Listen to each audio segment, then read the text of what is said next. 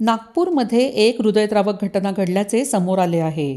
नदीपात्रात बुडून 2 शाळकरी मुलांचा मृत्यू झाल्याची घटना नागपूरमध्ये घडली आहे. सुट्टी असल्यामुळे हे दोघेही पोहायचा आनंद घ्यायला नदीवर गेले होते. परंतु पाण्याचा अंदाज न आल्यामुळे एक मित्र पाण्यात बुडायला लागला.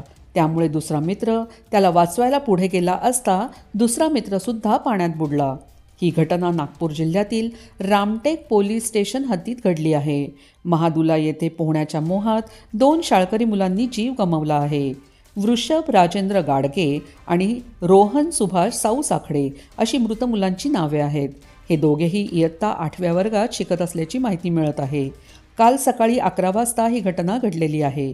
मिळालेल्या माहितीनुसार काल 7 सप्टेंबर रोजी गणेश उत्सवाची सुट्टी असल्यामुळे गौरी विसर्जनाच्या कार्यक्रमासाठी हे दोघेही महिलांसोबत नदीवर गेले होते. नदीकाठी खेळत असताना पाणी बघून या दोघांनाही पाण्यात उतरण्याचा मोह आवरला नाही. त्यांनी पोहण्यासाठी पाण्यात उडी घेतली, परंतु पाण्याचा अंदाज आला नाही. त्यामुळे एक मित्र खोल पाण्यात बुडायला लागला. दुसरा मित्र त्याला वाचवण्यासाठी पुढे गेला असता तोही पाण्यात बुडला.